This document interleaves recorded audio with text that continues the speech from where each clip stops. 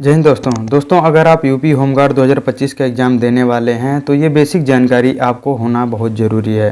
दोस्तों इस वीडियो को देखने के बाद आप जान पाएंगे कि यूपी होमगार्ड में टोटल पोस्ट कितनी है, सिलेक्शन प्रोसेस क्या है, रिटन एग्ज़ाम क्या होता है, फिजिकल टेस्ट में क्या होता है और डीबीपीएसटी में क्या होता है और कितने क्वेश्चन पूछे जाते हैं, टाइम कितना मिलता है, नेगेटिव मार्किंग है कि नहीं है, सैलरी कितनी मिलती है, सिलेबस क्या है और अच्छी स्ट्रेटजी क्या होनी चाहिए इसको क्वालिफाई करने के लिए।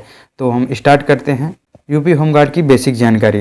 पिछली भर्ती दोस्तों वर्ष 2011 में आई थी, यानी कि ये 15 साल बाद ये वैकेंसी आई है और आगे कब आएगी कोई पता नहीं है। इसलिए ये अगर आप घर से नौकरी करना चाहते हैं तो बहुत ही बेहतरीन नौकरी है। तो यूपी होमगार्ड के बारे में देखें, जो एग्ज़ाम होने वाला है इसमें टोटल पोस्ट है कितना है, 41,424 पोस्ट है। इसे ऑर्गेनाइज कौन कराएगा? UPPRPB यानी कि Uttar Pradesh police recruitment and promotion board इसको इस एग्ज़ाम को कंडक्ट करवाएगा।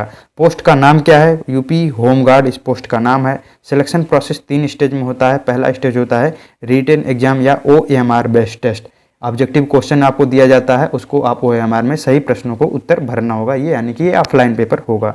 उसके बाद फिजिकल टेस्ट होता है जिसमें आपकी हाइट चेक की जाती है, वजन और लंबाई और दौड़ इसमें होता है। और उसके बाद इसको भी क्वालिफाई कर लेते हैं तो डॉक्यूमेंट वेरिफिकेशन DV और मेडिकल के लिए बुलाया जाता है। और आगे बात करें नंबर ऑफ क्वेश्चन कितने होंगे, तो नंबर ऑफ क्वेश्चन दोस्तों 100 क्वेश्चन होंगे और एक क्वेश्चन जो है 1 नंबर का होगा, यानी कि 100 क्वेश्चन 100 नंबर का होगा। टाइम कितना मिलेगा? 120 मिनट यानी कि 2 घंटे मिलेगा।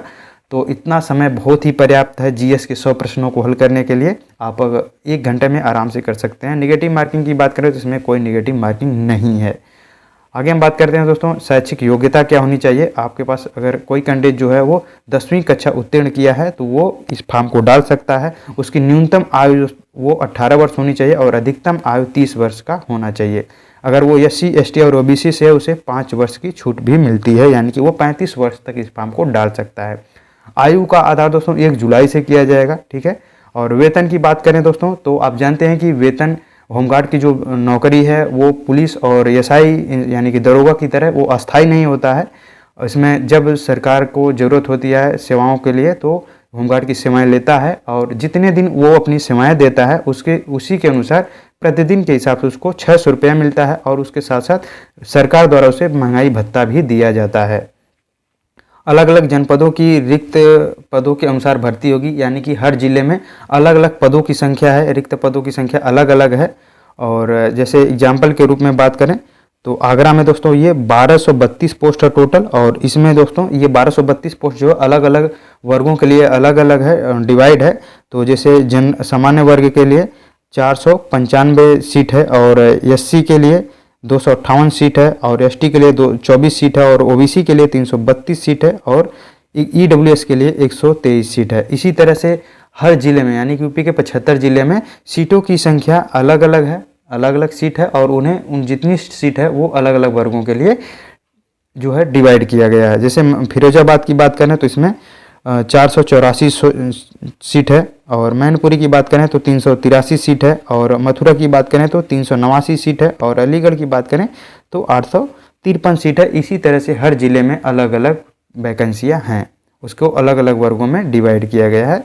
पात्रता की बात करें दोस्तों तो वो आप जिस जिले से के मूल निवासी हैं उसी ज़िले में आप आवेदन कर सकते हैं। अगर आप सोचें कि हम लखनऊ के हैं, लखनऊ के बाहर फॉर्म डाल दें तो आपका नहीं पड़ेगा, आपको लखनऊ के भीतर का अगर आप मूल निवासी हैं तो आपको वहीं ये फॉर्म डालना पड़ेगा, आप वहीं ये नौकरी कर सकते हैं।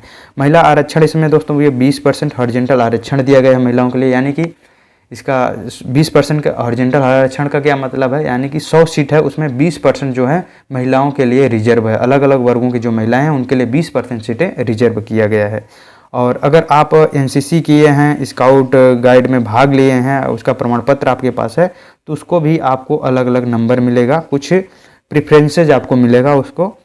जैसे अगर आप NCC किए हैं तो अगर आपके पास C प्रमाण पत्र है तो आपको 3 नंबर अलग से जुड़ जाएगा, B प्रमाण पत्र है तो 2 नंबर जुड़ेगा, A प्रमाण पत्र है तो उसमें 1 नंबर जुड़ेगा, स्काउट गाइड किए हैं तो 1 नंबर जुड़ेगा। यानी कि अगर आपका 70 नंबर है, आप NCC में C ग्रेड लिए हैं तो 73 हो जाएगा, B ग्रेड है तो 72 हो जाएगा, स्काउट गाइड किए हैं तो 71 हो जाएगा। इसके अतिरिक्त दोस्तों अगर आपके पास आपदा मित्र प्रशिक्षण का प्रमाण पत्र है तो इसके जो है इसी के साथ साथ इसमें 3 नंबर और जोड़ा जाएगा। अगर किसी स्टूडेंट के पास अगर एनसीसी में सी प्रमाण पत्र है और उसने आपदा मित्र प्रशिक्षण के लिए किया है, उसको कितना नंबर मिलेगा? अगर उसने 70 नंबर पाया है तो उसको 3 नंबर ये हो जाएगा, प्लस 3 ऐड ये हो जाएगा और प्लस 3 जो है ये ऐड हो जाएगा, यानी इसको 76 नंबर मिलेगा। ठीक है, तो ये प्रेफरेंसेज जो है ये अगर आपके पास ये प्रमाण पत्र है तो आपको ये प्राथमिकता मिलती है। इसके अतिरिक्त दोस्तों अगर आपके पास 4 पहिया वाहन का वैध ड्राइविंग लाइसेंस है तो आपको 1 नंबर अलग से जुड़ा जाएगा। अगर आपके पास एमसीसी भी है 3, अगर सी ग्रेड का है तो 3 नंबर वो, अगर ड्राइविंग लाइसेंस है 4 पहिए का तो 1 नंबर वो, यानी कि अगर आपके 70 नंबर है, एमसीसी भी है और वैध ड्राइविंग लाइसेंस है तो आपको 74 नंबर आराम से मिल जाएगा। यानी कि हर जो है अगर आपके पास अलग से प्रमाण पत्र है तो उसका आपको फ़ायदा मिलेगा, उसकी प्राथमिकता आपको दी जाएगी।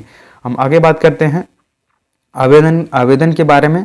तो ये जो है ऑनलाइन आवेदन दोस्तों ये शुरू कब से हुआ है? 18 नवंबर से हुआ था और 17 दिसंबर को इसका अंतिम तिथि है। और आवेदन शुल्क की बात करें तो ये 18 नवंबर से स्टार्ट होकर के जो है 17 दिसंबर को लास्ट ख़त्म हो जाएगा। और बात करें दोस्तों इसमें सबसे पहले आपको OTR कराना पड़ेगा और उसके बाद उसको कुछ बेसिक जानकारी और अलग अलग जो डॉक्यूमेंट है उसको आपको अपलोड करना पड़ेगा और इस तरह से आपका फॉर्म फिलअप हो जाएगा। आवेदन शुल्क की बात करें तो दोस्तों इसमें EWS सामान्य वर्ग EWS और OBC के लिए 400 रुपये है और SC ST के लिए 300 रुपये है। अब बात करते हैं इसका जो 3 स्टेज है, 3 स्टेज में एग्ज़ाम होने वाला है। इसके अलग अलग स्टेज के बारे में देख लेते हैं। अगर आप फॉर्म अच्छे से डाल दिए हैं तो आपको रिटन एग्ज़ाम होगा, यानी कि OMR बेस्ड टेस्ट होगा। एग्जाम हॉल में जाएंगे तो आपको एक प्रश्न पत्र मिलेगा, उसमें ऑब्जेक्टिव टाइप का क्वेश्चन होंगे जिसे आपको सही प्रश्नों को उत्तर OMR में डालना होगा। तो इसका पैटर्न की बात करें दोस्तों तो ये विषय जो है सिर्फ सामान्य ज्ञान से क्वेश्चन पूछे जाएंगे। 100 प्रश्न होंगे 100 अंक के और इसमें आपको 2 घंटे के भीतर इसे करना होगा। अगर आप इसको क्वालिफाई कर लेते हैं तो आपको फिजिकल टेस्ट के लिए बुलाया जाता है, physical standard and efficiency test के लिए बुलाया जाता है। इसमें कुछ आपको मानदंड को पूरा करना होगा। जैसे पुरुष अभ्यर्थी के लिए है, अगर ऊंचाई जो है वो OBC, जनरल OBC और SC के लिए न्यूनतम हाइट जो है वो 168 सेंटीमीटर होना चाहिए और ST वर्ग से हैं तो न्यूनतम वर्ग जो है 160 सेंटीमीटर होना चाहिए। और सीना बिना फुलाए जो है जनरल SC और OBC कैंडिडेट के लिए जो है बिना सीना फुलाए उनका सीना जो है वो 79 सेंटीमीटर होना चाहिए और सीना फुलाने के बाद दोस्तों वो 84 सेंटीमीटर होना चाहिए। और बात करें बिना सीना फुलाए ST के लिए, बिना सीना फुलाए वो 77 सेंटीमीटर का होना चाहिए और सीना फुलाने के बाद 82 सेंटीमीटर का होना चाहिए, यानी कि 5 सेंटीमीटर सीना फुलाना अनिवार्य है। ठीक है, और महिलाओं के लिए वो सीना का काउंटिंग नहीं किया जाता है। और महिला अभ्यर्थियों की बात करें तो ऊंचाई जो है वो जनरल SC और OBC के लिए न्यूनतम जो है वो 152 सेंटीमीटर होना चाहिए और ST के लिए न्यूनतम हाइट जो है वो 147 सेंटीमीटर होना चाहिए। और महिलाओं के लिए वजन की बात करें तो वो किसी वर्ग से हों, उनके कम से कम वजन जो है वो 40 किलोग्राम होना अनिवार्य है। अगर आपका वेट जो है 40 किलोग्राम से कम है तो उनका सिलेक्शन नहीं होगा। आगे हम बात करते हैं दौड़ की। तो पुरुष उम्मीदवारों के लिए दोस्तों दौड़ जो है 4.8 किलोमीटर 28 मिनट में पूरा करना होगा। महिला उम्मीदवारों के लिए दौड़ जो है 2.4 किलोमीटर 16 मिनट में पूरा करना होगा। ये जो है फिजिकल जो टेस्ट है दोस्त वो क्वालिफाइंग नेचर का, इसमें कोई नंबर आपको नहीं मिलेगा। ठीक है, ये आप उसी तरह से देख सकते हैं जैसे SI में है, पुलिस में सेम जो है रूटीन यहाँ भी फॉलो किया गया है फिजिकल टेस्ट में। और बात करें तीसरे, अगर आप दूसरे स्टेज को भी पास कर लेते हैं तो स्टेज 3 के लिए बुलाया जाता है, जहाँ पे आपके डॉक्यूमेंट वेरिफिकेशन यानी कि DV और मेडिकल टेस्ट होता है। डॉक्यूमेंट वेरिफिकेशन में मूल प्रमाण पत्र जो है यानी कि ओरिजिनल जो आपका डॉक्यूमेंट है उसको चेक किया जाता है। मेडिकल में आंखों की रोशनी, ब्लड प्रेशर, हृदय दर, सुनने की क्षमता आदि जैसे चीज़ों को चेक किया जाता है। और आप अगर इन तीनों स्टेज को पार कर लेते हैं तो जो स्टूडेंट पार कर लेता है उसको होमगार्ड की नौकरी मिल जाएगी। आगे हम बात करते हैं सिलेबस की। तो सिलेबस दोस्तों हमने इसके पाठ्यक्रम, इसका जो पैटर्न है उसके बारे में देखा। सामान्य ज्ञान से 100 प्रश्न आएंगे, केवल विषय क्या होगा, सिर्फ सामान्य ज्ञान से क्वेश्चन पूछे जाएंगे। 100 प्रश्न होंगे 100 अंक के और 2 घंटे समय के भीतर इसे हल करना होगा। तो हम इसके सिलेबस के बारे में देख लेते हैं जो जहाँ से क्वेश्चन पूछा जाएगा। जो सामान्य ज्ञान जनरल नॉलेज, यहीं से क्वेश्चन पूछे जाएंगे। तो इसके कौन कौन से टॉपिक हैं उसको अच्छे से हम देख लेते हैं। सामान्य ज्ञान, सामान्य विज्ञान, भारत का इतिहास, भारतीय संविधान, भारतीय अर्थव्यवस्था एवं संस्कृति, भारतीय कृषि, वाणिज्य और व्यापार, जनसंख्या, पर्यावरण और नगरीकरण, भारत का भूगोल, उत्तर प्रदेश के प्राकृतिक संसाधन, उत्तर प्रदेश की शिक्षा, संस्कृति और सामाजिक प्रथाओं के संबंध में विशिष्ट जानकारी, उत्तर प्रदेश में आयोजित प्रमुख मेले और स्थानीय त्यौहार, खेल पुरस्कार और उपलब्धियां, उत्तर प्रदेश में राजस्व, पुलिस व सामान्य प्रशासनिक व्यवस्था, मानवाधिकार, आंतरिक सुरक्षा, आतंकवाद, भारत और उसके पड़ोसी देशों के बीच संबंध, राष्ट्रीय और अंतर्राष्ट्रीय महत्व की समसामयिक विषय यानी कि करेंट अफेयर, राष्ट्रीय एवं अंतर्राष्ट्रीय संगठन, पुरस्कार और सम्मान, देश, राजधानी और मुद्रा, महत्वपूर्ण दिवस, अनुसंधान एवं खोज, पुस्तक और उनके लेखक, social media communication, Uttar Pradesh शासन द्वारा संचालित कल्याणकारी और जनमुखी योजनाएं, महिला सशक्तिकरण, आत्मनिर्भरता एवं औद्योगिक विकास के प्रयास, प्राकृतिक घटनाएं, नेचुरल फिनोमिनन और महत्वपूर्ण सम्मेलन और समारोह इसमें शामिल होंगे। ये जो टॉपिक है यहाँ से 100 क्वेश्चन पूछे जाएंगे 100 नंबर के। तो यहाँ पे आप देख सकते हैं लगभग 50% जो चीज़ें हैं वो यूपी बेस्ड हैं। ठीक है, यूपी का आपको सामान्य जानकारी होना चाहिए और जो 50% है वो नेशनल और इंटरनेशनल लेवल के हैं। ठीक है, ये देख सकते हैं ये इंग्लिश में है वही चीज़। हम आगे बात करते हैं। एक अच्छी स्ट्रेटजी होनी चाहिए। हर स्टूडेंट का अपना अलग अलग स्ट्रेटजी कैपेसिटी होती है, तो उनका अलग अलग स्ट्रेटजी होना चाहिए। 2025 में दोस्तों आपको मालूम है कि 41,424 पोस्ट है और इस पर लगभग दोस्तों 15 लाख आवेदन की उम्मीद है। भले इतना पोस्ट है लेकिन इसमें जो है कंपटीशन भी ज़्यादा रहेगा। अगर इतना फॉर्म पड़ता है तो लगभग एक पोस्ट पे दोस्तों 36 लोगों का फॉर्म पड़ेगा एक पद के लिए। प्रति आवेदन जो है कितना होगा 36, प्रति आवेदन 36 पोस्ट जो है फॉर्म पड़ेंगे। तो कंपटीशन कांस्टेबल और एसआई की तरह तो नहीं है, लेकिन कंपटीशन इसमें भी है। तो आपके पास एक अच्छा सा जो है स्ट्रेटजी होना चाहिए इसके क्वालिफाई करने के लिए। अगर आप अपनी क्षमता के अनुसार इसको बनाएं। अगर कुछ चीज़ें अगर मेरे बता रहा हूँ अगर आपको अच्छी लगे तो उसमें ऐड कर सकते हैं, लेकिन अपनी ही स्ट्रेटजी के अनुसार आगे बढ़िए। ठीक है, किसी के ऊपर डिपेंड नहीं होना है। अगर कहीं से कुछ चीज़ें अच्छी लगती हैं उसे अपने स्ट्रेटजी में ऐड कर सकते हैं। तो पहला चीज़ आप शामिल कर सकते हैं सिलेबस का मल्टीपल रिवीजन। जो सिलेबस है उसका जो है PDF निकलवा लें, मोबाइल में रख लें, उसका मल्टीपल रिवीजन लगाएं। कम से कम 3 बार अगर पढ़ेंगे तभी जाके कुछ क्लियरिटी आएगी। ठीक है, अगर उससे ज़्यादा जितना ज़्यादा ऐड करते जाएंगे उतना आपका सिलेक्शन जो परसेंटेज वो बढ़ता जाएगा, आपका क्लियरिटी नॉलेज बढ़ता चला जाएगा। प्रीवियस ईयर क्वेश्चन तो मिलना मुश्किल है। 2011 में हुआ था तो मिल भी जाएगा, उसका कोई रिलेवेंस नहीं है आज के समय में।